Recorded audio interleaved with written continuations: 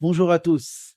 Yaakov Avinu a passé une vie mouvementée, perturbée par énormément de choses. Depuis le début, depuis qu'il était dans le ventre de sa mère, déjà, il se disputait avec son frère Esav. Ensuite, il a dû se sauver de son frère. Ensuite, il arrive chez un beau-père qu'il a roulé pendant plus de 20 ans. Ensuite, il se sauve et Esav arrive pour se battre avec lui. Et ensuite, sa fille Dina se fait kidnapper et violer. Et voilà que maintenant, il arrive enfin en Eretz Israël. Il veut s'installer. Vayeshev Yaakov be'eretz migurei aviv be'eretz Kenan. Il veut s'installer. Et là, Kadosh Baruch Hu, comme ça est ramené dans Rashi, il lui dit, quoi? Tu veux vivre tranquillement? Ça se passe pas comme ça.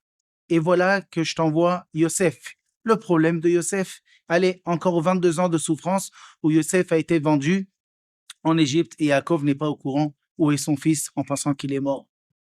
Et qu'est-ce qui se passe? Vayeshev Yaakov. On va essayer de voir qu'est-ce que ça veut dire qu'il voulait s'installer.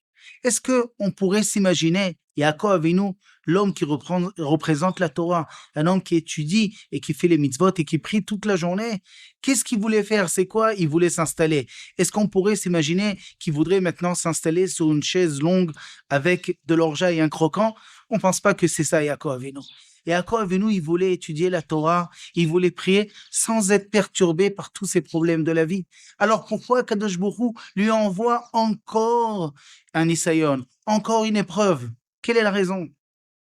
En vérité, ça vient nous apprendre quelque chose d'extraordinaire pour la vie. Beaucoup de fois, dans la vie, les gens, ils pensent que je voudrais prier, je voudrais étudier, je voudrais faire des mitzvot, mais j'ai tellement de problèmes. Une fois que j'aurai terminé avec tous mes problèmes, je vais étudier, je vais prier. Ou bien il y en a carrément qui travaillent, qui disent dès que j'arrive à la retraite, là, je vais mettre à étudier.